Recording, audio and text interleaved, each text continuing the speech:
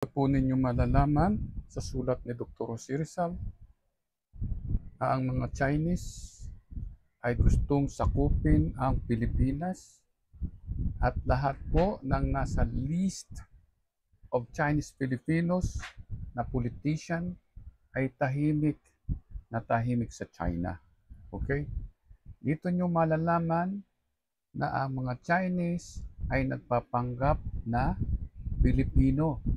Dahil kung sila ay Pilipino talaga, hindi nila isasama si Dr. Jose Rizal sa list of Chinese Filipino kasama ng isang general ng People's Liberation Army General Yefe. Si General Yefe, kaibigan ni Cory Aquino. Si Cory Aquino, asawa si Ninoy Aquino. Si Ninoy Aquino nagpanggap na bayani na tulad ni Rizal. Okay? So ito po ang nangyari. Si Duterte, co-founder ng PDP Laban, ni Aquino, at siya naman ang nag-promote kay General Yefe bilang national hero ng China dito sa Pilipinas. Kaya pinike ni Emilio Aguinaldo ang Philippine National Anthem. Ginawang bayan ang Pilipinas para sabihin si Dr. Jose Rizal kasama ni General Yepe, ni Ninoy Aquino, ni Jose Maria Sison, ni Limahong, at kasama ni Alice Gu na nagmula sa province of China. Yan po ang setup nila. So basahin niyo po ang sinulat ni Rizal. Narito po,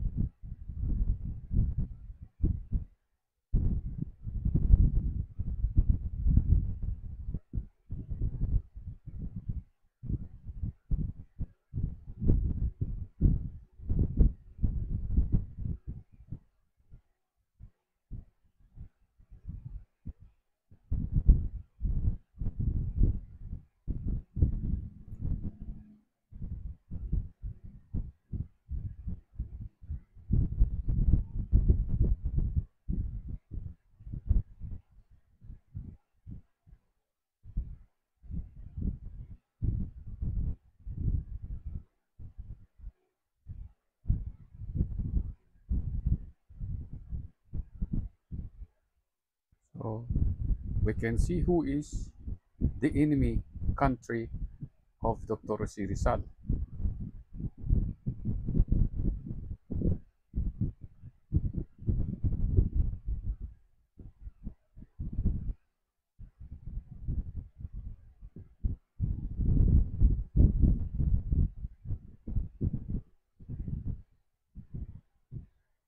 So ngayon, ipakikita naman natin kung sino yung mga nakitulad kay Dr. Jose Rizal.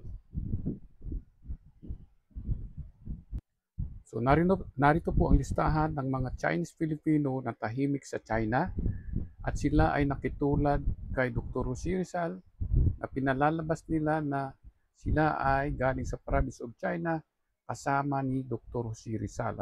Basahin niyo po yan sa list of Chinese Filipino at makikita niyo kung sino-sino yan. So para mabilis ay i-highlight po natin kung sino-sino yan para makita natin.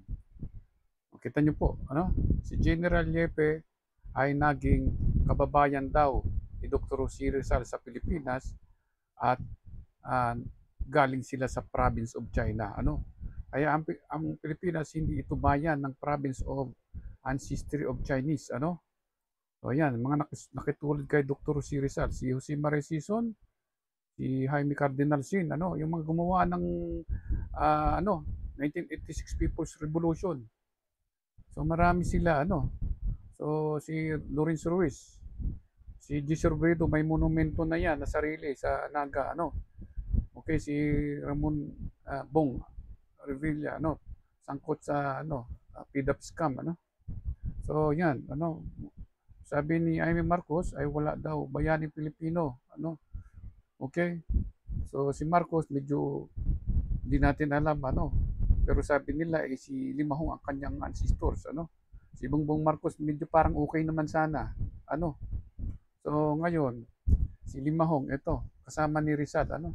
Kasama ba ni Rizal yung Pilipinas galing sa China? So yung mga ano, ito, si Alfredo Lim, ano? I-promote niya si General Yepe. Ganun din si Lucio Tan.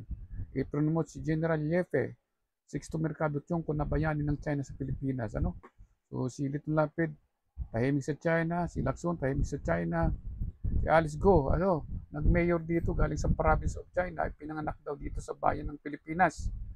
Si Edith Gordon, ano, ay Malaysia Erdenta naman ang kanyang ipinopromote kasama ni Diosdado Macapagal at saka ni Wenceslao Q. Vinsons, the father of activism dyan sa University of the Philippines. Propagandista naman ni Cory Aquino, merong istasyon ng train na yan dyan sa Quezon City. Si Bongo, baka magkaroon na yan ng monumento dyan sa Davao. Si Wing Gatchalian, di natin alam kung anong ginagawa niyang monumento. Ano? So si Duterte, gusto rin daw niyang magkasama si Dr. Si Rizal dahil province tayo ng China dito sa bayang Magiliw. Ano?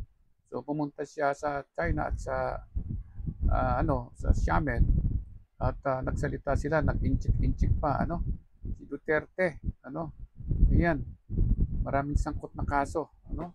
So ewan ko si Sharon Cunita, ano, propagandista rin siguro. Si Xiao Chua ay propagandista yan ni Ninoy Aquino noong 1986 Revolution, ano, sa pagtutulad kay Rizal. Si Rizal hindi niya itinulad yung Pilipinas sa kanyang sarili, sumuko siya. Isinuko niya ang kanyang sarili sa bansa niya dahil alam niya na lupain ng Diyos ang ating bansa.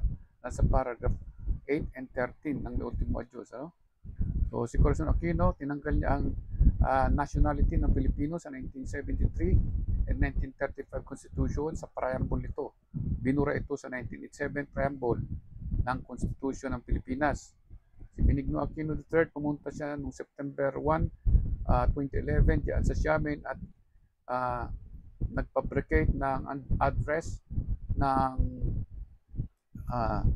lulo ni Rizal diyan sa China. Ano? So si Bam Aquino, maaari magkaroon din ito ng monumento. So Teresita Angsi, sinasabi niya na nagpipinan sila sa New People's Army at sa mga revolutionary movement sa buong Pilipinas. Ano? So si Emilio Aguinaldo ang pasimuno na piniki ang 14 paragraphs ng Ultimo Diyos at inimbento mula doon ang kopya ng national anthem natin at ito ay piniki, tinanggal ang pangalan ng Pilipinas at ipinalit ay bayang Magiliw sa halip na Bilabid Pilipinas. So yun po yan, ano? So yung mga inchik na yan, ano, ang gumagawa ng kaguluhan, itong mga Chinese na ito ang gumagawa ng kaguluhan, ano, naburahin ang Filipino nationality, kaya mayroong kaguluhan, kaya tayo inaangkin ng China, ang Pilipinas, ano. So binuburan nila ang ating identity, ang nationality natin na mas matanda pa kaysa sa Chinese, ano. 129 years old ang nationality ng Pilipinas since 1896, ano.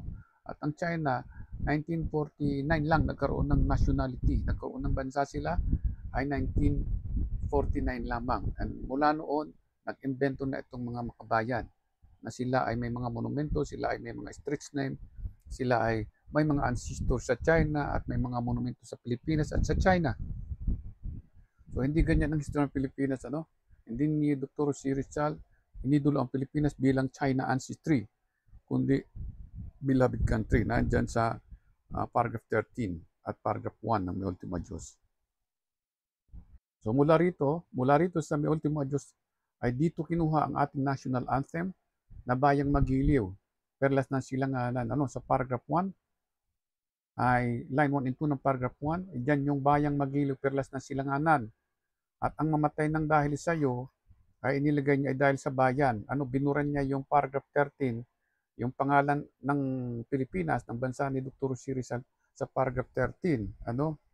At inimbento na galing daw kay King Philip ang pangalan ng Pilipinas. Ano? Kay Dr. Si Rizal, hindi niya itinuring ito na galing sa Pilipinas. Ito ay lupain ng ating Diyos. Nasa line 5 of paragraph 8 and line 5 of paragraph 13. Naka-interlock yan. Ano? Ang tawag nila ni Dr. Si Rizal sa lupain ng ating bansa ay our lost Eden. Ang meaning ay ito ay enchanted land ng ating Diyos. Diyos ang lumikha sa ating bansa at Diyos din ang lumikha sa ating kaluluwa at dito tayo nagmula. Yan ang ibig sabihin ng Pilipinas, minamahal kita bilang aking Eden. Sa madalit sabi, kaya tinawag ni Dr. C. Rizal na Eden ang Pilipinas para sabihin na isilang bansa ang ating pinagmulan at ang kaluluwa natin ay nagmula sa Pilipinas or ang Pilipinas ay motherland natin. Ano? So, ang ibig sabihin ng Eden, ito ay hindi lost wife ng Chinese ancestry. Ano? Ito ay beloved country. Okay? So, maraming salamat po. God bless.